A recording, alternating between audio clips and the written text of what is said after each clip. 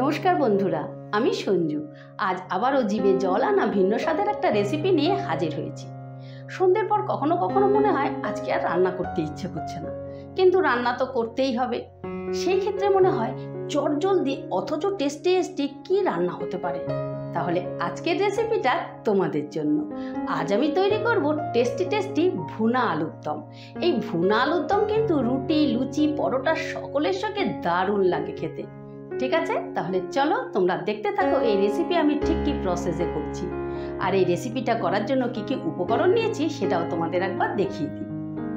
বন্ধুরা, রেসিপিটা করার জন্য আমি এখানে মাঝারি সাইজের এরকম ছোট ছোট আলু 500 গ্রাম আলুকে প্রেসার কুকারে সেদ্ধ করে নিয়েছি ধনেপাতা, মটরশুঁটি, টমেটো, পেঁয়াজ দুভাবে কেটে নিয়েছি, আদা কুচি, রসুন কুচি, লঙ্কা কুচি নিয়েছি, ফ্যাটানো দই, কাসৌরি মেথি, গোলমরিচের গুঁড়ো, শাহি গরম মশলা, কাশ্মীরি লঙ্কা, হলুদ, ধনের গুঁড়ো, জিরের গুঁড়ো, শুকনো লঙ্কার গুঁড়ো, গোটা জিরে, নুন, ফোড়নে শুকনো লঙ্কা, তেজপাতা। আচ্ছা বন্ধুরা, এবারে আমি টমেটোটার একটা ভালো পেস্ট বানিয়ে নেব। পেস্টটা যেহেতু একটু পাতলা করব সেজন্য সামান্য একটু জল দিয়ে দিচ্ছি। এই দেখো বন্ধুরা, এখানে আমি একটা পাতলা টমেটোর পেস্ট করে নিচ্ছি ঠিক এইভাবে। বন্ধুরা, এবারে আমি রান্নাটা করে নেব। আর রান্না করার জন্য একটা কড়া বসিয়ে দিয়েছি। কড়াটা গরম হয়ে গেছে, এবারে দিয়ে দিচ্ছি সামান্য করে তেল। এখানে আমি 2 চামচের মতো তেল দিলাম। তেলটা গরম হয়ে গেছে, এবারে দিয়ে দিচ্ছি একটা শুকনো লঙ্কা, দিয়ে দিচ্ছি একটা তেজপাতা, দিয়ে দিচ্ছি ছোট স্পুনের 2 স্পুন গোটা জিরে। এবার ফোড়নটা একটু নাড়াচাড়া করে নেব। জিরেটা ভাজা ভাজা হয়ে গেছে, এবারে দিয়ে দিচ্ছি পেঁয়াজ কুচো। এখানে আমি মাঝারি সাইজের 4টে পেঁয়াজকে এভাবে কুচিয়ে নিয়েছি। এবার পেঁয়াজটাও লাল লাল করে ভেজে নেব। এবার পেঁয়াজটা লাল হওয়া পর্যন্ত একটু অপেক্ষা করব। বন্ধুরা, পেঁয়াজটা লাল লাল করে ভেজে নিয়েছি। এবারে আমি দিয়ে দিচ্ছি লঙ্কা কুচি। এখানে আমি 5-6টা লঙ্কাকে এভাবে কুচিয়ে নিয়েছি। ঝালটা তোমরা পছন্দ মতো দিও। দিয়ে দিচ্ছি রসুন কুচি। এখানে আমি 7-8টা রসুনকে এইভাবে কুচিয়ে নিয়েছি, রসুনের কোয়া আর কি। 2 কড় আদাকে এইভাবে কুচিয়ে নিয়েছি। তোমরা থেতো করেও দিতে পারো, কিন্তু এইভাবে যদি তুমি গ্রেট করে দাও তাহলে খেতে বেশি ভালো হয়। এবার মশলাটা ভালো করে ভেজে নেব, যাতে আদা রসুনের কাঁচা গন্ধটা না থাকে। যতক্ষণ মশলা থেকে তেল না ছাড়ছে ততক্ষণ আমি ভাজতে থাকবো। আদা রসুনের গন্ধটাও চলে গেছে আর হালকা করে তেলও ছাড়তে শুরু করেছে। এই পর্যায়ে এসে আমি দিয়ে দেব টমেটোর পিউরিটা, যেটা মিক্সিতে পেস্ট করে রেখেছিলাম। এখানে আমি ছোট ছোট 5টা টমেটোকে এইভাবে পিষে নিয়েছি মিক্সিতে।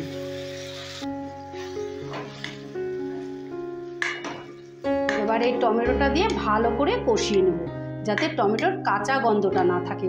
কাঁচা গন্ধটা থেকে গেলে কিন্তু রান্নার টেস্টটা নষ্ট হয়ে যাবে। এবারে গ্যাসের আঁচটা বাড়িয়ে দিচ্ছি। টমেটোটা যেহেতু ফুটতে শুরু করবে, ছিটকবে, সেই জন্য আমি দিয়ে দিচ্ছি সামান্য একটু জল। টমেটোটা তাড়াতাড়ি বয়েল হবার জন্য আমি দিয়ে দিচ্ছি একটু নুন। এবারে 1 মিনিটের জন্য ঢাকা দিয়ে দিচ্ছি। অবশ্যই তোমরা গ্যাসের আঁচটা মিডিয়ামে রাখবে, না হলে তলা থেকে লেগে যেতে পারে। বন্ধুরা, টমেটোর পেস্টটা ফুটতে ফুটতে এদিকে আমি একটা মশলা তৈরি করে নিচ্ছি। এখানে আমি এই চামচে 4 চামচের টক দই নিয়েছি, জল দিয়ে ভালো করে ফেটিয়ে নিয়েছি, এইভাবে পাতলা করে নিয়েছি।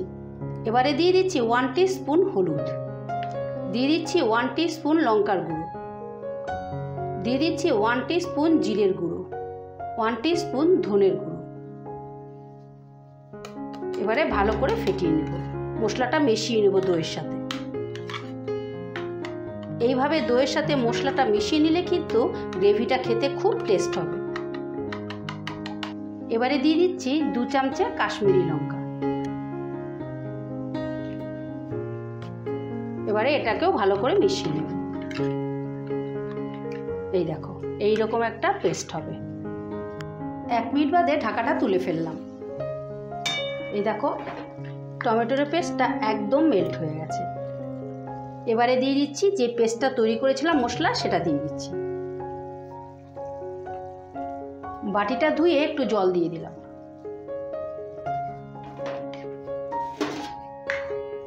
এবারে এই মশলাটা দিয়ে আবারও ভালো করে কষিয়ে নেব। এবারে আমি গ্যাসের আঁচটা বাড়িয়ে দিলাম।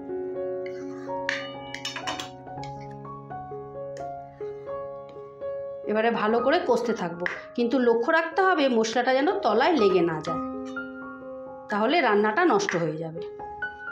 বন্ধুরা, এবারে আমি দিয়ে দেব স্বাদ মতো নুন। স্বাদের ব্যালেন্সের জন্য দিয়ে দিচ্ছি একটু চিনি। আমি এখানে হাফ চামচে চিনি দিয়েছি।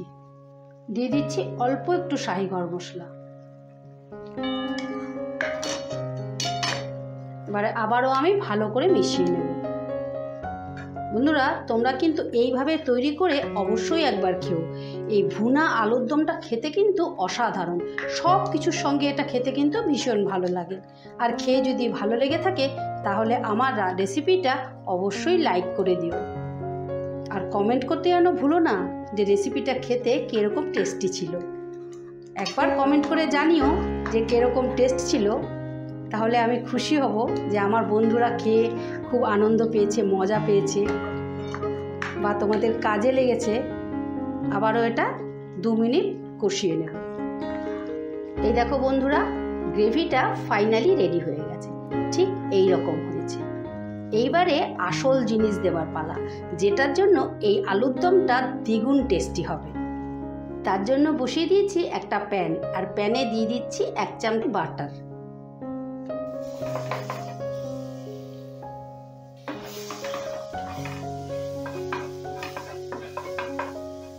বাটারটা গলে গেছে। এবারে আমি দিয়ে দেবো আলুগুলো, সেদ্ধ করা আলুগুলো। দিয়ে দিচ্ছি সেদ্ধ করা মটরশুঁটি। এখানে আমি 1 বাটি মটরশুঁটি নিয়েছি। দিয়ে দিচ্ছি সামান্য একটু নুন। বন্ধুরা, এই রেসিপিটা কিন্তু এটাই হচ্ছে প্রধান উপকরণ।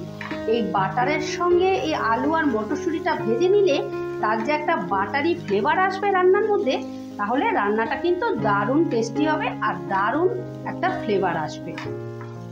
এটাকে আমি এবারে লাল লাল করে ভেজে নেব। আলুটা 1 মিনিট নাড়াচাড়া করেই মাঝখানটা এরকম একটু জায়গা করে নিয়ে দিয়ে দিচ্ছি একটা পেঁয়াজ। একটা পেঁয়াজকে আমি ঠিক এইভাবে রিং রিং করে কেটে নিয়েছি। এবারে পেঁয়াজের সঙ্গে আলুটা ভালো করে লাল লাল করে ভেজে নিই। এই দেখো বন্ধুরা, 2 মিনিটের মতন আলুটাকে আমি লাল লাল করে ভেজে নিয়েছি। এবারে আমি ভাজা আলু আর মটরশুঁটিগুলোকে গ্রেভির মধ্যে দিয়ে দিচ্ছি। এই দেখো কত সুন্দর হয়েছে। ঠিক এইভাবে মাখো মাখো হবে। এখন কিন্তু আমি গ্যাসের আঁচটা কমিয়ে দেব, বন্ধ করব না, কমিয়ে দেব। এবারে ওপর থেকে দিয়ে দিচ্ছি একটু কাসৌরি মেথি। দিয়ে দিচ্ছি ছোট চামচের 1 চামচে গোলমরিচ। দিয়ে দিচ্ছি অল্প একটু শাহি গরম মশলা। দিয়ে দিচ্ছি কুচনো ধনেপাতা। এবার সবটা আবারও ভালো করে একটু মিশিয়ে নেব। ব্যাস, ফাইনালি রেডি আমার ভুনা আলুর দম। এবার গ্যাসটা অফ করে দিলাম। এবারে 2 মিনিটের জন্য এটা স্ট্যান্ডিং টাইমে রাখবো। বন্ধুরা, 2 মিনিট বাদে ঢাকাটা তুলে ফেললাম। এই দেখো দারুণ একটা ফ্লেভার এসছে। এবারে আমি একটা প্লেটে পরিবেশন করে তোমাদের দেখাচ্ছি। এই দেখো বন্ধুরা, ভুনা আলুর দম ফাইনালি রেডি। তোমরা কিন্তু এইভাবে তৈরি করে অবশ্যই একবার খেও। আর খেয়ে যদি ভালো লেগে থাকে তাহলে আমার চ্যানেলটা সাবস্ক্রাইব করে রাখার অনুরোধ রইল। আমার চ্যানেলে এই রকম নিত্য নতুন রেসিপি আসতেই থাকে। ঠিক আছে, তাহলে আজ আসি। কাল আবারও কোনো নতুন রেসিপি নিয়ে হাজির হব। টাটা।